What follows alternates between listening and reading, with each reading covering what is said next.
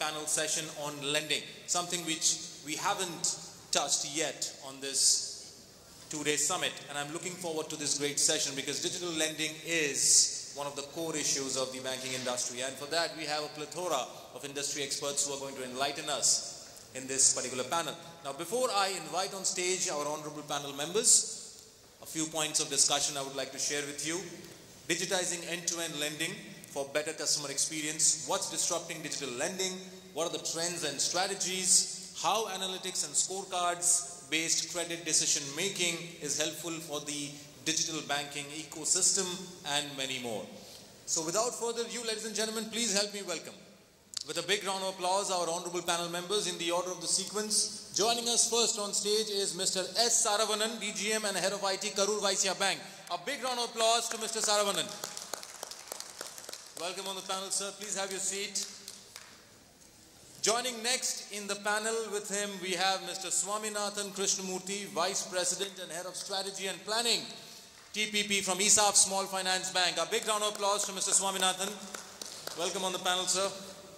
Joining next, we have Mr. Alok Gupta, Head Risk Management, IndusInd Bank. A big round of applause to Mr. Gupta. Welcome to the panel. Joining next, we have Mr. Koteswara Rao, Global Head Technology from HSBC Bank. A big round of applause. Please have your seat, sir, on the panel. Joining next, we have Mr. Kshitij Talwar, General Manager and SVP, CRIF Digital and Open Banking Solutions from CRIF. A big round of applause to Kshitij. Kshitij, welcome to the panel. Please have your seat. And now, ladies and gentlemen, would like to call the honorable moderator for this panel, Mr. Dheeraj Mohan, Head Strategy and Analytics from Equitas Small Finance Bank. A big round of applause to Dheeraj. Dheeraj, welcome to the panel. So, looking forward to a great session from you, and Dheeraj, all over to you for this panel.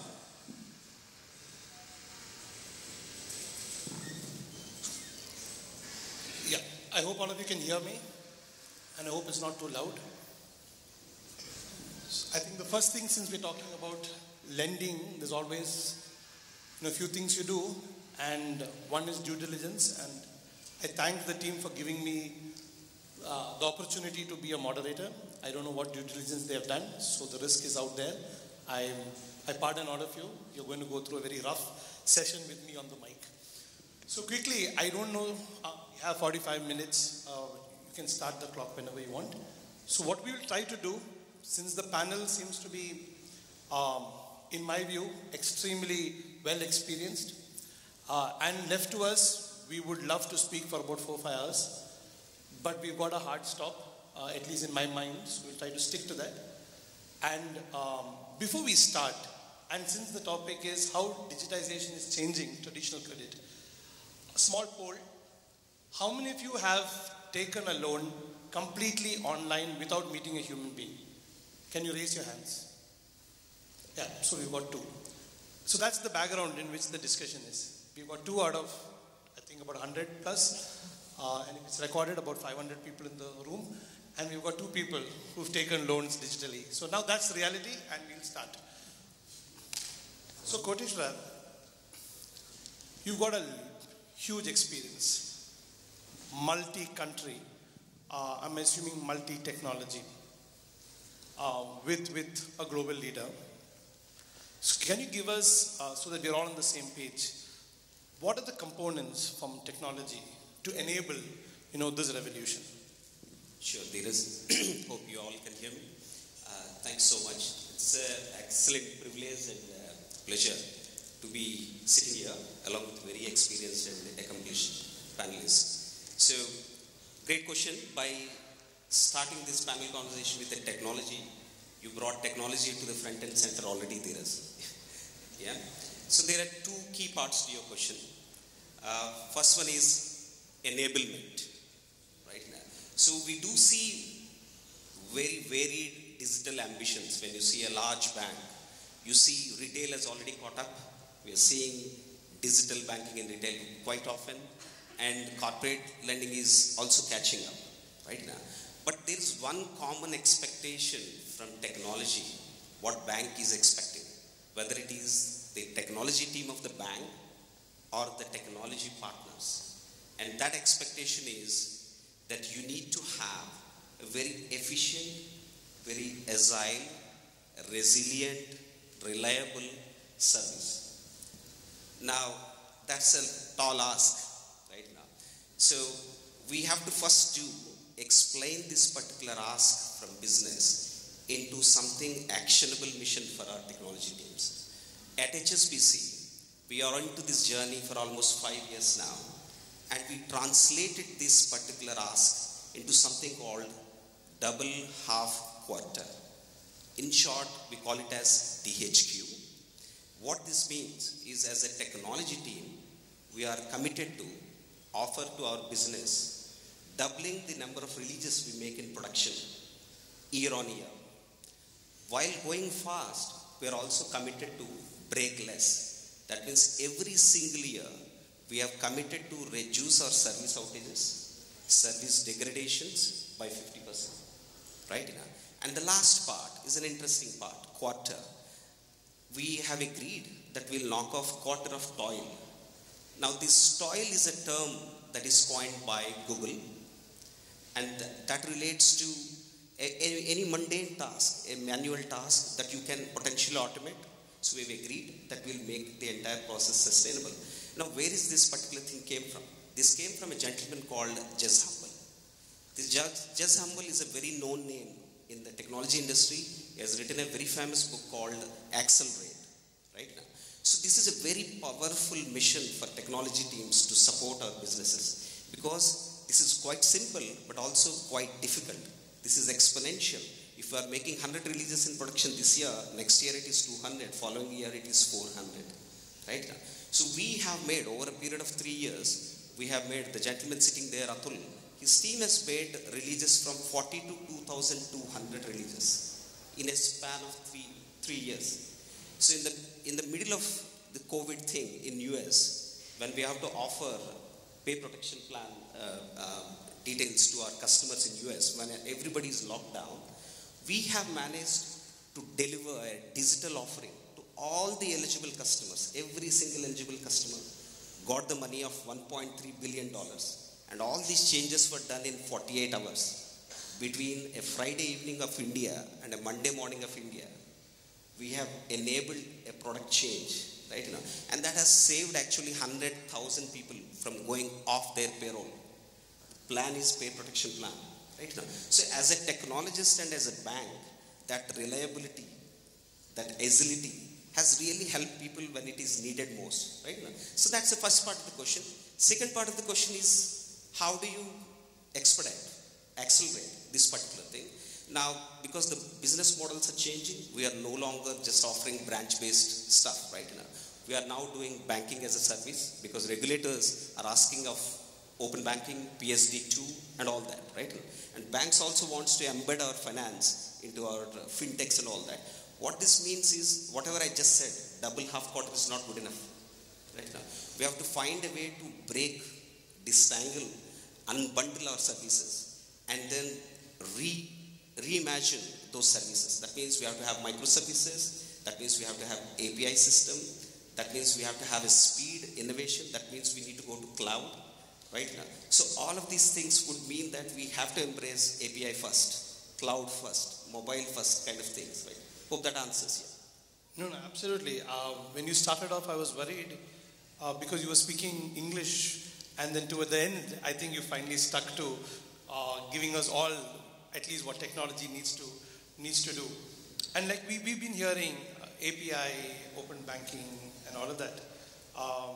But Kshitij, can you just explain how, as an account aggregator, how is it getting extended? Because we do see account aggregator, at least I do, as a tech partner. So from that perspective, how is it getting added in the chain? Thank you, Dheeraj, for that question. In fact, thank you for Science for having me here. And I'd rather pick up where what Koteswara mentioned, having a reliable, resilient system. And for this reliable, resilient system, for any kind of API-based banking, at the core of it is always the data. The data that you are utilizing, the data that you are sourcing from multiple repositories or through multiple mechanisms. So we need to understand what open banking actually is. And it's merely a connectivity between two different financial institutions who can share information or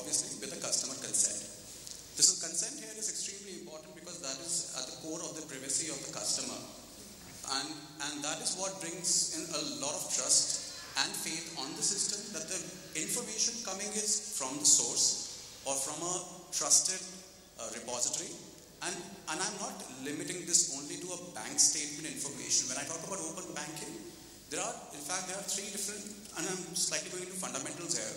So there's open banking, then there is open finance, and then there's open data. So open banking is not new. Rather, I would say open banking may be new to India, but the first prototype of open banking happened in Germany in end of 90s, right? So it's fairly old, and the actual commercialization of open banking, where the data was shared between banks, started from UK, and that was in 2015, 2016. And that is where the open banking started kind of growing. Now, essentially what is happening over here is there is trusted data sharing that's happening on a real-time basis, and usage of that data is where a lot of analytics, digital solutions, delivering products and services to a customer on a real-time basis comes in picture. So, open banking provides that connectivity, provides that data. And in Indian context, now coming to the question on account aggregator, that is what we call open banking in India today. And open banking is essentially not limited to bank statement, but you can get your insurance information, your PF information, securities, in fact GST is also getting tested. And there's a roadmap in terms of introducing a lot of other data points in the pipe. So an account aggregator brings in that data from the repository to the financial institutions to make their decisions on a real-time basis. Now imagine if you are underwriting a loan for a new to credit customer, and you do not have, obviously you don't have a score, a credit bureau score over there, what do you rely upon? You would need to have data which is reliable in the first place, and that is where the data comes from source. So it could be another bank who has done a KYC compliant on that particular user, or it could be some kind of information that is being shared from another trusted repository, because DigiLocker is also in the pipeline. So you are picking up data from the sources to kind of understand the trust before giving out loans. Now, when Dheeraj started, he started asking the question that how many of us in this room has taken a loan totally digitally, right? And that is where there is a bit of clarity that is required. So having to do a digital process also requires a lot of background checks, and that is what open banking account aggregator provides. So thank you, because my next question is actually tying these two. So Koteswara talked about technology, Kshitij talked about data, enriching it, the source data, which is the truth, and all of this has to be put into use. So Saravanan, since this question comes to you and you're right next to me, I'm sure you're going to make scorecards out of it, and you're going to do something with it. Is it actually helping digital lenders? Absolutely yes. So I straight away take the comparison between the judgmental lending as well as the scorecard-based lending, which is happening in the industry now. And in the digital environment, every lending is now based on the scorecard. So creation of scorecard plays a major role, or plays a vital role in this digital lending. And as quoted in the panel, data next to the scorecard is the data. Without data, the scorecard is meaningless. So we do have abundance of data which need to be converged and routed through these scorecards. And a lot of technologies are being put behind in the creation of scorecards, basically AI, ML, analytic techniques, so many are there. And all these things forms multiple data models. We need to pass on the data, simulate it basically, identify the correct data model, and then put in place on that. So all these things forms part of creation of an efficient scorecard. ultimate result is that. And with this scorecard, it is much easier for the lender to decide on various aspects, not only on the lending. It also gives deep insights on the customer profile. So with which the customer-based pricing has come in, and it is much more efficient, and the lenders are happy enough that they are making money and not the same interest rate is being charged with everyone. That plays a major role. And these scorecards consist of so many variables which can be automated and basically used for decision making on the lending. And on the customer perspective, the portfolio performance can be enhanced because of the lots of variables available, and so many groups can be created on the variable front basis on the customer's profile as well as on the geographical locations. So in total, the scorecards give a lot of insights to the lender with which the decision making is much easier and efficient. And with this scorecard, with our personal experience, the rate of default has come down drastically because of the quality accounts being sourced.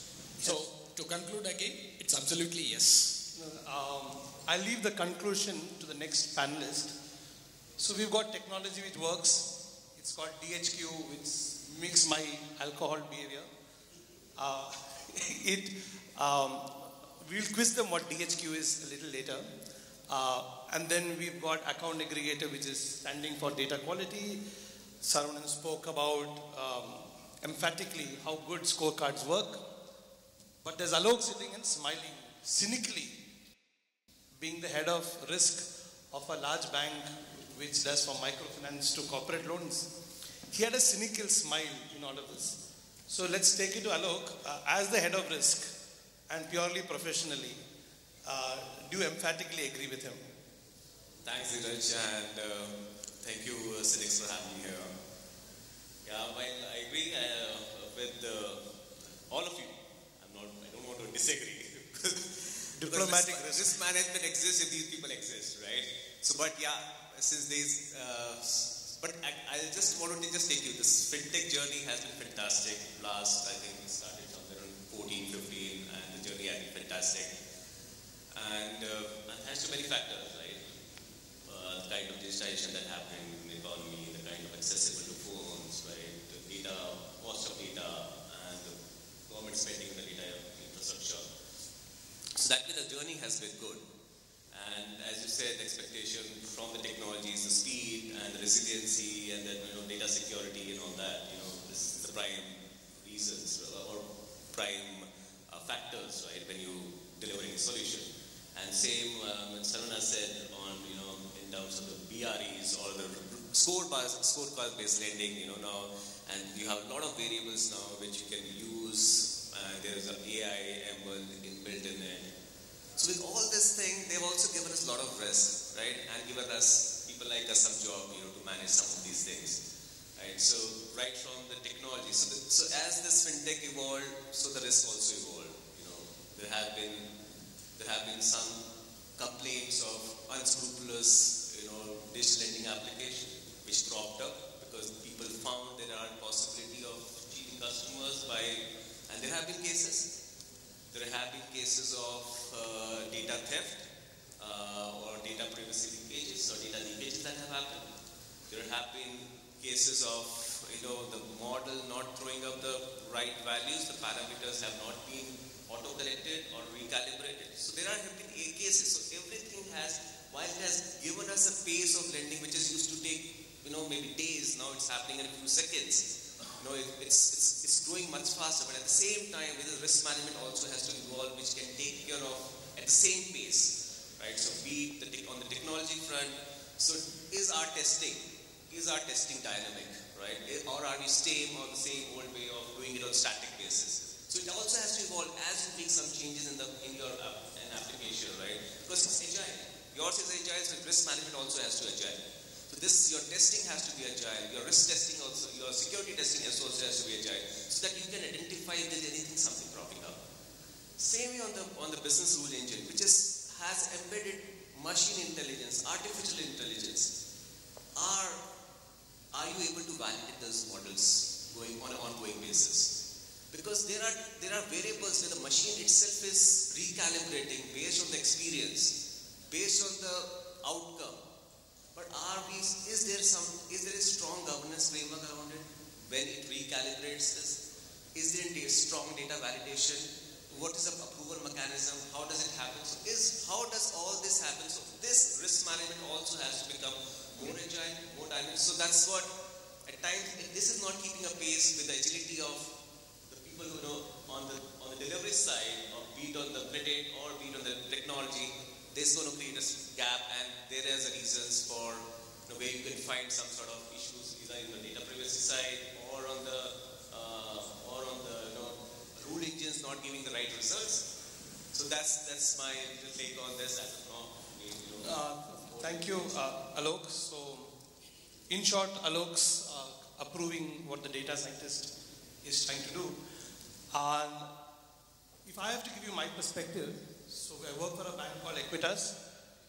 We largely talk to the bottom of the pyramid customers. And the challenge we see from adopting digital lending is the very first point, that data is not available. So we've been looking at customers, and in this room, two have taken a loan digitally. But if you actually go down to the bottom of the pyramid, it's a lot more worse. There is no data. Bank statements are largely empty. The account aggregator is not able to get his data, which is rich. What data is rich is his utility bill payments. So if a shopkeeper starts paying off or starts having trouble paying his electricity bill, or an eatery has difficulty buying his LPG cylinder, is the first sign. And that today is being paid, not paid online, those bills are online. But can we get access to those bills? Not just the account statement. So the data is not just financial transaction, it's a lot more. And I think India has a long way to go. The good thing is COVID happened, UPI happened, India Stack happened. There are a lot of players trying to get all of this digital. Till that data doesn't come in, I don't think any of these people have too much of work for majority of India. But that's happening. And that's what at least we are seeing. Digital collections of people who bounce their checks used to be 1% for us. In the last 6 months, that 1% has moved up to 50%. So when you had 100 people who didn't pay their EMIs on time, we used to send somebody on a bike and then talk to them very nicely and ask them for the money. Now we send them an SMS, we make a phone call, we send them a UPI link, and 50% of them have started to pay. So I think the revolution has started. All of these engines are going to start working, but it's still largely data dark. I'm waiting to get electricity bill payments off my maid where I can access it through an account aggregator without them putting a user ID password, the same way we can access bank statements, because we need surrogate data. And I think we are in the direction. All of us have been hearing about organizations bringing into the table, but I'm hoping we get the third dimension of data, otherwise we really, really can't lend. So that's the end of round 1, and I think the audience won. So now we are going on round 2. We have 24 minutes left for all of you. I have another 6. So we looked at it from technology, very inward, and like typical bankers, we looked at what we have. We didn't even ask what the customer is looking at. So now let's change the lens from a customer perspective.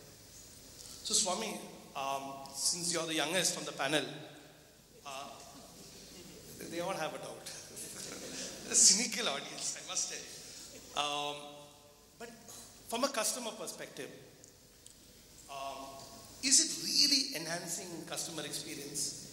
Are they feeling the difference of HSBC implementing something in 66 countries, or an account aggregator being born in India? Are things getting better? Is one overarching question. And I think the second one is speed really of the essence? So, thank you. Very privileged to be in the panel, and that to listen to Dheeraj talking about. So, in this perspective, I'll say anything with speed is good, right? So I think you will experience in Indian roads, in queues when you wait for your lunch plate. So speed always is required. Yes or no? So, but at the same time, speed with a perspective on risk also is important. But speed is definitely important. I will put it this way for a quick understanding. And good at similes giving, I'm just telling you. I'll give you a Lamborghini car or a Ferrari, and you can just clock in 5 to 8 seconds 200 km speed. Okay. But I say to you that there is no brake. Will you drive that vehicle? No. So similarly, the speed with an element of risk governance, risk mitigation procedures is very much required. Customer experience basically is very good as long as there is no gap between the expectations and the output. I expect that my check or loan would be disbursed in the 8th minute. Till about 8th minute, I will not have any sort of discomfort. The minute it clocks 8 minutes, then there is a problem, right? So speed, when we say, it's not just the acceleration, but it means expecting the customer's expectations are met. So for that, you have to do a lot of things. If you split this digital lending into 4 broad pillars, I'm just for ease of telling, I'm just quoting this. You take it from origination. The second pillar, credit underwriting. Third piece is your loan management. And fourth is your collection and disbursement. If you split it into 4 pieces, everywhere if there is a delay, you're stuck. Origination has to be smooth. Underwriting has to be scientific. Underwriting has to be really good. And it should call apples as apples and oranges as oranges, right? Okay. Otherwise, like a good person will get a bad credit, bad appraisal, and the reverse. So these things should also be taken. Then the third piece in loan management also, these days the systems are so good. Like it reminds you, it remains alert, it gives you so much, and then the customer satisfaction level improves.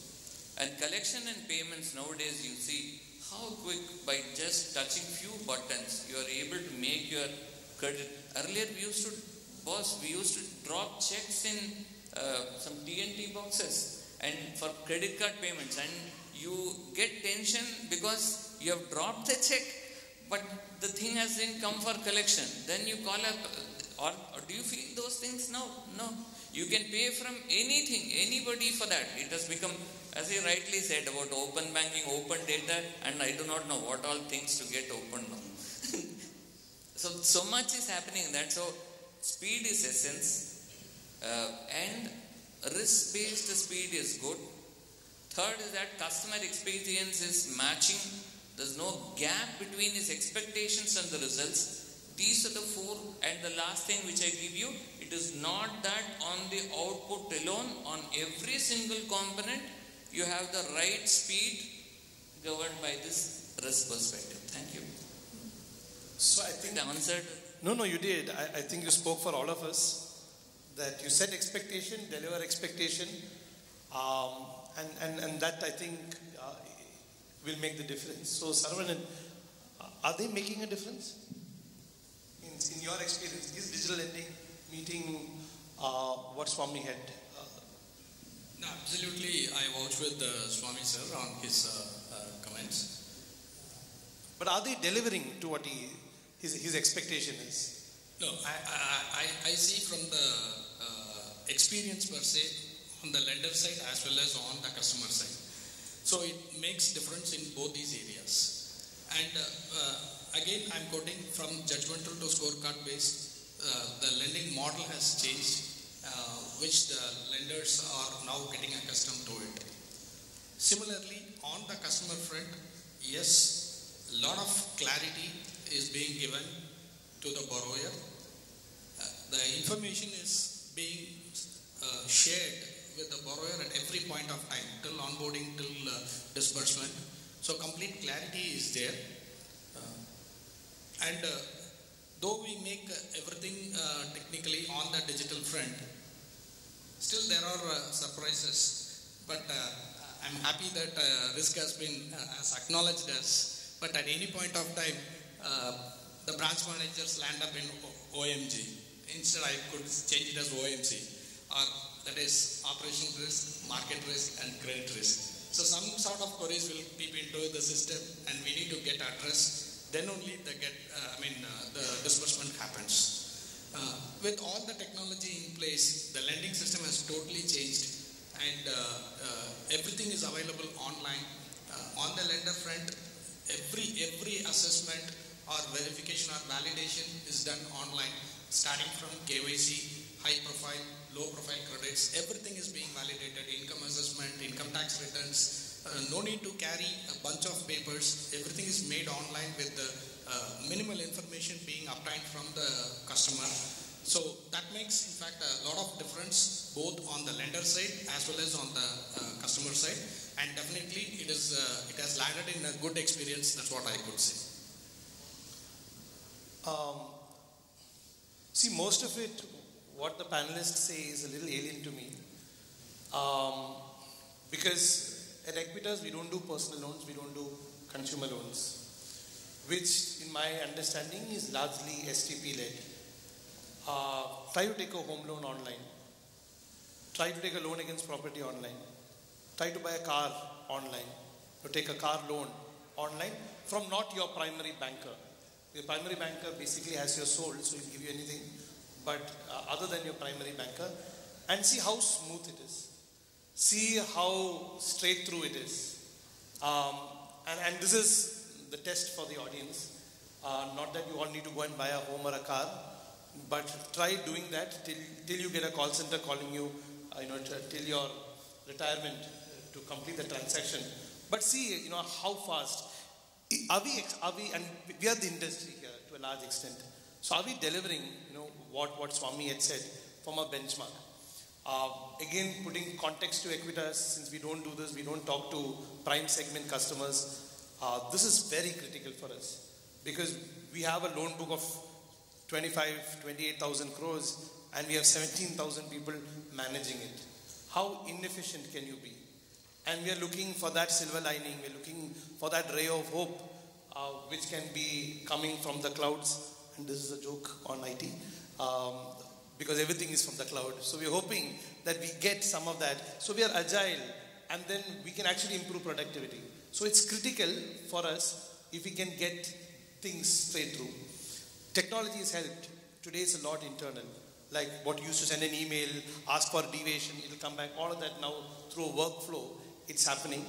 But largely, and this is to give at least my perspective, if you put a life cycle of digital lending, whatever any life cycle or hype cycle calls it, we are right at the very tip of the beginning when it comes to India. We are not mature in this at all because we are not addressing the Indian population. We are not addressing the entire bandwidth or range of products. We're talking of 2 products, 3 products at the most. But that's the huge opportunity, and I think if once that happens, most Indian banks will be 4 or 5 times its size, and at least we will start speaking Chinese because we'll be as big as them very, very shortly. Now my 2 cents is over, so now for Koteswara. And I've told you what I think is a little bit of the future, but can you tell me, in your view, what tomorrow's digital banking from a lending will look like? There's a lot to look at from the West. There's a lot to look on the East. HSBC is somewhere East or West. So, how do you think it really looks? And we are the best. So, there is first starting off giving 100% marks to you as a moderator because you have a very measured response to everything that we are saying in a panel right now. So, 200%. Okay. So, that's a very philosophical question. What is digital bank of tomorrow? I think SARAVANAN said we moved from judgmental lending and we are moving into digital lending. And there is somewhere in between we have an assisted lending as well. That technology is helping the path. And we've been talking about this digital lending for more than 2 decades now. So we all understand that this is not going to happen in a year, 2 or 3. It's going to be a very long process. And as we observe this thing, it actually brings to life a very famous quotation that Bill Gates had. Right? I'm sure you all have read about it right now. Banking is necessary, but banks are not. Right now. So he had this quotation in 1994. Good 30 years ago, Bill Gates said this. Right now. So we are all getting into that place now, where we all want banking services, real time, anytime, anywhere. But none of us wants to go to branch. We want 24/7 banking, but we don't want to visit the branch. Right now. So what that means is very interesting. So for a bank, either they have to do complete digital offering on a platform, or they have to embed this services through fintechs, through embedded finance, embedded banking and all that. Right now. No matter what we do, it is going to be a long journey. It means embracing technology and going along with the rest of the players. We have something called BAYAN, right now, Banking Integration Architecture Network. For example, we've been working with a lot of other banks, because as you integrate your services with the rest of the banks, you need to have a common taxonomy, common ways to integrate with other people and all that, right now. So we have to rearrange people. The people in the branch today do not do what they are doing today, but they'll be doing something else. Bankers of tomorrow are creators, designers, maybe programmers, right now. Now this is a long journey, and for this long journey you need a North Star, right now. And that North Star is going to be a very superior and hyper-personal customer experience. That is what guides all of us. That to me is the path to digital banking and digital lending. I just want to add a point here. I always used to think like what Bill Gates said and how this bankers have to build. There are a lot of bankers here. I just want to tell you this. Banks will always be relevant. I'm telling you. Why? I was waiting for this. So why they always will be relevant is that in Indian context I'm talking about. As long as the regulator is behaving or talking only to the registered entity to keep the money with them, you can have umpteen fintechs, umpteen institutions dealing with every single transaction. Finally, it has to hit the escrow account. Escrow account has to be with the bank. So that's going to be there. But only is it a back office or is it a front office? Sales will anyhow be relevant. So you cannot shut the front office. You have to have the. So I feel that it always be a sandwich, bread. In between, you have anything, patty or something, and again a bread, but there will be always a sandwich. Bourbon, I would say. Thank you. No, I think this is typical. We'll slowly remove our coats and start punching each other when it comes to this topic. And as long as money is money, and we're not talking of river banks, you need a financial institution. But since you brought sandwich, and I'm getting hungry, I look at account aggregators as the chili flakes on my pizza. So just how is it getting better with account aggregators coming in with open banking? As you said, how is it all going to get better? What especially what Mr. Rao said? Can you give us some perspective to it? Yeah. In fact, I was expecting that question more from a use case point of view, but as a broken record, I'll go back to the data bit. And my learned panelist here brought in a couple of interesting perspectives. Alok with the risk perspective, how the model's holding, or from Swami's perspective, how the expectations are, there's a match or a mismatch between the expectation and the delivery, and so on and so forth. And also from the point of view from Saranan, that how our scorecards working. Now let me tell you what's really happening. And Dheeraj asked this question categorically, that where is the data for the people at the bottom of the pyramid? And an important question to actually answer from a data availability standpoint. Now, if I talk about India as a regime, the account aggregator is fairly restricted to the open bank, to the banking information. Or let me say, sorry, it's actually open finance, because it's not only banking limited information, but this is across the finances of the customer plus the GST information. But there's a data protection bill waiting to be tabled in the Parliament in the monsoon session. What it enables, what it will enable is to create an entity by the name Consent Manager. And when the Consent Manager entity gets created through this data protection bill, as and when gets passed and becomes an act, now that Consent Manager will be able to get you the data of the customer from the fiduciary where the data is being held. Now this data could be a telecom data or utility bills data, or even from a Ayushman Bharat perspective, National Health Register data. Now, if all of this information is coming in from source, you can imagine what is the limit in terms of risk assessment. Now, your models are no longer static models. You are getting this data on a regular frequency.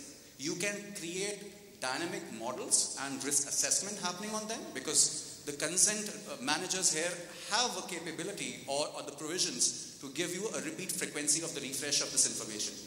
Right? So your risk becomes sharper, because it's not only one bank statement that you're relying upon or one piece of information that you're relying upon. You have multiple data points that's kind of feeding into your scorecard, and that scorecard becomes your delivery in the front end to the customer, what Swami spoke about, the expectation and the delivery. And this is where the Zomato comes in. So imagine it says your food will get delivered in 10 minutes. Yes, your loan will get delivered in a couple of seconds. So that's how the use cases will get established and what Dheeraj mentioned, we are at the tip or the starting point. Yes, that is true. We are now moving in that direction. It's a long journey. All of us have to walk together and work together on this journey. No, thank you. I think alternate data sources, as you said, is the future. And since you talked about Zomato, to underwrite me, it's very easy. You just have to take my Zomato app history, and then it's very easy to underwrite me. But now coming to Alok, please put the devil's cap, because I don't know how many of you are seen the latest RBI circular. If you haven't, I won't blame you. You can use CKYC, and it's categorized as high risk. So what's the regulator telling you? You can open an account, a savings account, a current account, or any account of a bank holds through a customer using the central KYC registry. And the next statement says it's high risk. So keeping this in mind, Alok, and the future of banking is not at the branch, I agree, because there are not enough parking lots in the branch for any customer to come in. We're never going to solve it unless we have a bank which is as big as a cinema hall or a multiplex. So how do you see tomorrow's digital banking, especially from a lending perspective, given that I think it's going to be a lot more low touch? Are you sleeping properly at night? So I'll just take this forward, from Swami, where he said both model will coexist, right? And I also see that considering the demographic of especially India, both model will coexist. While we need speed, and there are segments which prefer speed, there are segments who require touch points, right? So I see both will coexist, and both give different kind of risk. Right, so that needs to be managed. And if you look at, you talk about CKYC, on the digital lending also there was a lot of hue and cry in terms of there is no proper regulation. So RBI in September 22 came out with the digital lending practices on guidelines on digital lending, where they largely focused on the customer interest, okay, because that's what was more prime importance, to build trust in the digital lending space, the data privacy, the technology piece, and all the disclosure in the governance piece, right? So that's the three basic building blocks they were kind of looking at. And I think every touch point, every point in the digital lending gives a different kind of risk, right? Be it the sourcing, which are all the, banks have to disclose now in terms of what are the kind of fintech partners, be it, lending service provider, or it's a digital lending application, what kind of data they'll be collecting, what kind of data they can keep, restoration time, all this information is becoming more to make it more transparent so the customer knows how the data is being used. While the data aggregates will also have larger play, because now it's become a common repository, right? And the data will not be asymmetric to different. It will be, the lending aggregator will, so there are developments happening, risks are being identified, mitigations have been put in place. So I think it's a journey which all keep traveling together, find the identify the risk, put up some fixes, and move forward. And I see that's the future, right? And even talk about model validation. We're talking about, when we first learned machine learning, I said, what is this machine learning? How the machine can automatically learn itself and start giving answers? I said, no, I don't understand. So people are finding ways how to address those things, how to, so risk management has to evolve with the time, and it is evolving. There are, tools and techniques, be it on the security side. As I said, we need to have a more dynamic kind of security testing. And then a lot of, the last part I would say is on the governance piece, overall governance, how the banks are looking at, because overall, the regulator has put the sole responsibility of the digital lending on the regulated entities. So whether you're doing through outsourcing piece, whether you're doing, taking any services from the loan service provider or digital, the entire risk of or entire supervisory on all these entities is rests with the regulated entity, that is banks or NBFC, and they have to ensure they follow the guideline, data privacy is in place, security standards are in place, everything. So regulated. So there has to be strong risk framework and the governance framework at the regulated entities level to ensure nothing goes wrong, and the customer interest is protected, and their I would say their confidence in the entire digital lending journey is intact. I think good you stressed on the regulated entity part. Because we are talking of lending, we are talking of accessing very, very critical information. We are talking about speed, and we are talking about digital. And the regulated entity is what will give customers the confidence that data is not getting misused. So, I'm surprised why you don't have a regulated entity for social media. It's just, it's right out there. You're seeing the Facebooks and Googles of the world going to, the courts and paying millions of dollars. And then you have something called the regulated entity, which is looking at data, which is a lot more hard, a lot more truthful. I'm not commenting on Instagram Reels when I said truthful. But I think you're right. The regulated entity dealing with digital lending is what's going to give customers like you and me comfort in sharing through an account aggregator, comfort in expecting it in 8 minutes, comfort in knowing that this is the right data and this is what I'm eligible for, so I don't finally get over leveraged and hang myself. So we have a not bad. So we've stopped on time. So we have a TV here which keeps telling us time. We've done a good job. I completely pat the back of all my panelists for finishing on time. I still have a few seconds, so please make note of this. We've done a good job. Sure. So ladies and gentlemen, first of all, a big round of applause to this wonderful panel on lending revolution. And in the interest of the time, but I'm sure a lot of you might have questions, so we will not disappoint you. We can take one quick question, and I'm pretty sure these esteemed panel members are available after the panel also for you to ask them more detailed questions. So can we have the question from the floor? You need to raise your hand and introduce yourself and your organization and question to which panel member you are directing it. Any questions from the floor? Yeah.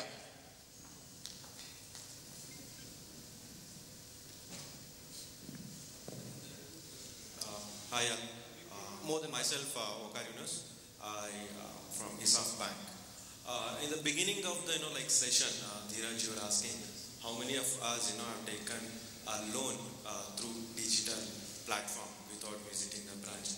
So I was surprised to see only a couple of members have taken. So where do you think the gap is? How can you fill that? Is what my question.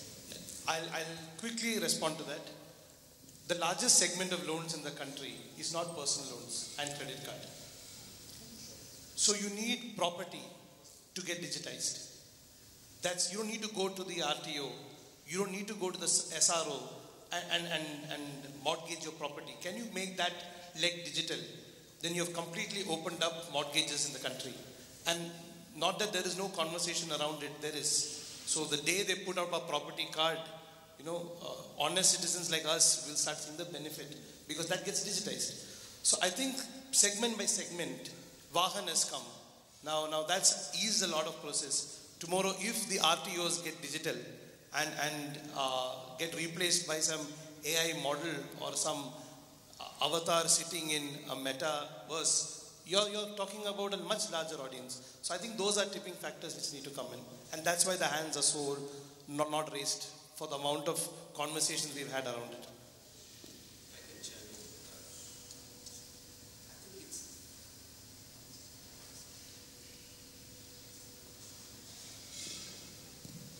Great question.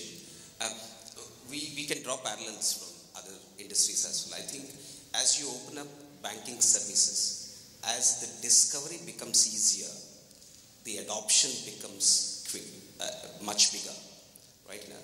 So because Swiggy has come up, you are trying to get onto an external food lot more frequently because it's easy to discover getting an external food, right now. Because Urban Clap gives you on-the-fly massage services, you can indulge into a lot more massages at home because it's easy to discover. And as we are opening up our banking services, whether it's through platform or through embedded services, these banking services becomes easier for everybody to see it. The moment they see it, they will experience it. I think that drives the adoption is my point. Thank you so much, panel members. And now, ladies and gentlemen, I would request the panel to kindly be on stage as we call on stage Mr. Vikas Wahi, Head of Solutions for BPO and ITES from Intellicus, to kindly do the honors of felicitating this wonderful panel of experts here. Thank you, Vikas, for doing the honors. We'll begin with Mr. S. Saravanan from the Karur Vyasa Bank. A big round of applause, ladies and gentlemen. Mr. S. Saravanan, DGM and Head of IT from the Karur Vyasa Bank. Thank you so much, Mr. Saravanan, for your wonderful contribution in the panel session.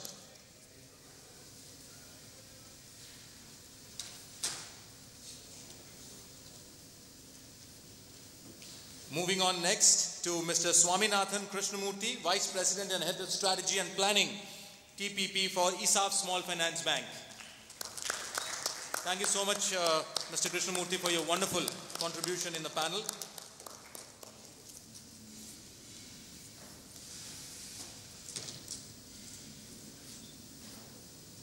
Next, we move on to Mr. Alok Gupta, Head Risk Management from IndusInd Bank. Thank you so much, Mr. Gupta, for your wonderful contribution in the panel.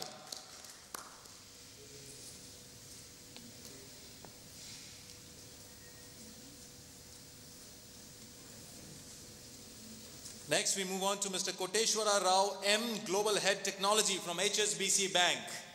A big round of applause to Mr. Koteswara Rao M. Thank you so much for your wonderful contribution in the panel.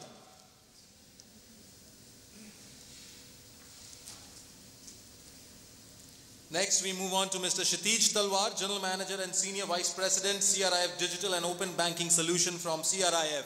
Thank you so much, Kshitij, for your wonderful contribution in the panel.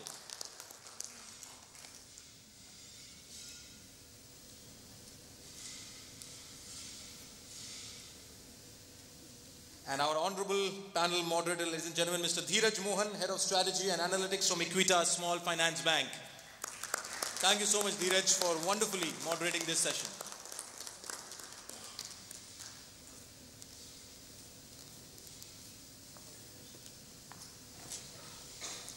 I would request Vikas if you could also be on stage and request the panel members to kindly come forward for a group photograph. Vikas, if you could also join them. A big round of applause, ladies and gentlemen, once again for this wonderful panel of experts here, the lending revolution. We had Mr. S. Saravanan from the Karur Vyasa Bank, Mr. Swaminathan Krishnamurthy from ESAF Small Finance Bank, Mr. Alok Gupta from IndusInd, Mr. Koteswara Rao M from HSBC Bank, Mr. Kshitij Talwar from CRIF, and